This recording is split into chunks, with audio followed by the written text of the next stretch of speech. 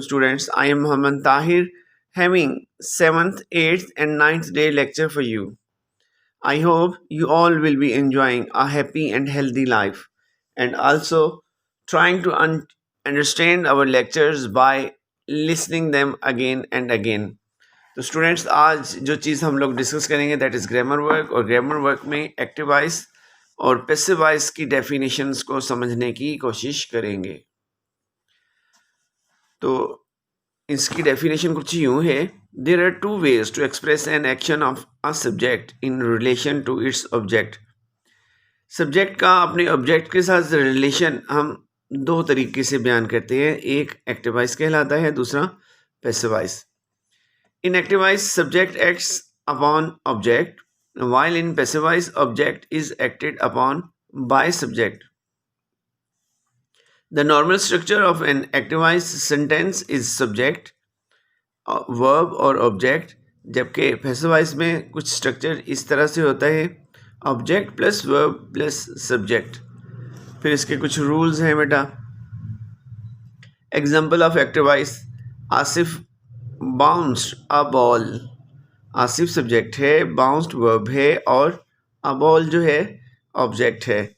जबकि passive voice में ball bounced Asif, ball bounced Asif, इसमें बॉल जो है ऑब्जेक्ट है, बाउंस्ड वर्ब है और आरिफ जो है सब्जेक्ट है।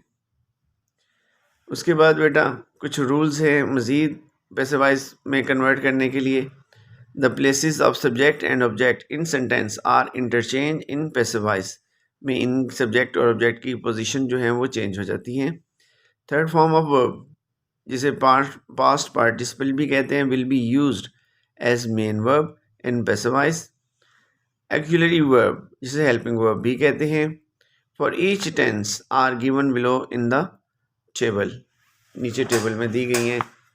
मसलन अगर आप लोग प्रेजेंट इंडेफिनिट टेंस में हैं तो एक्टिव वॉइस में ही सिंग्स अ सॉन्ग, इसको जब पैसिव वॉइस में चेंज करेंगे तो कुछ इस तरह से बनेगा, a song is sung by him.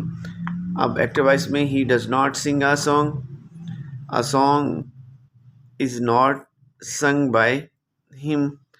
Does he sing a song, तो पैसिव इस तरह से बनेगा, is a song sung by him. Then present continuous के कुछ सेंटेंसेस हैं। I am writing a letter is being written by you, continuous आएगा तो हम लोग बीइंग का इजाफा करेंगे।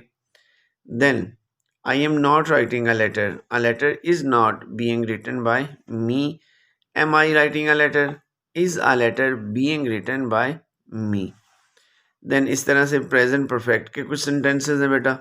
देन पास्ट सिंपल के टेंसेज हैं, पास्ट कॉन्टिन्यूस के टेंसेज हैं और पास्ट परफेक्ट टेंस है। इसके बाद जो आप लोगों ने काम करना है वो है ये वर्ड मैप दिया गया है आपको। इस वर्ड मैप की मदद से आपने एक पैराग्राफ लिखना है चाइल्ड लेबर पर, जो कि आपको नोट्स में भी प्रोवाइड किया गया है। यहाँ से स्टार्ट होता है, child labour is prohibited by the constitution of Pakistan and labour law. Pakistan के आइन में लेबर जो लॉ है वो रोकता है, मना करता है चाइल्ड लेबर से, but it is present in Pakistan. One of the main ones is poverty. इनमें सबसे अहम बात जो है वो गुर्बत है। When families do not have enough money to feed, जब लोगों के पास, फैमिलीज़ के पास अपने कुंबे को खुराक देने के लिए ज़्यादा आमदन नहीं होती, and look after their children, तो वो अपने बच्चों की तरफ देखते हैं। So they send them to work, वो उन्हें काम पर भेजते हैं। Children are forced to go to factories, household and other places where they can work, तो फिर लोग बच्चों को घरों में, कारखानों में और दूसरी जगहों पर काम करना पड़ता है जहाँ से उन्हें आमदनी हासिल हो सके। देन है बेटा, write a letter to your brother on child labour. Child labour के टॉपिक पर आपने अपने भाई को ख़त लिखना है। Examination hall, city ABC, December, ये कॉमास और फुल स्टॉप का आप लोगों ने ध्यान रखना है।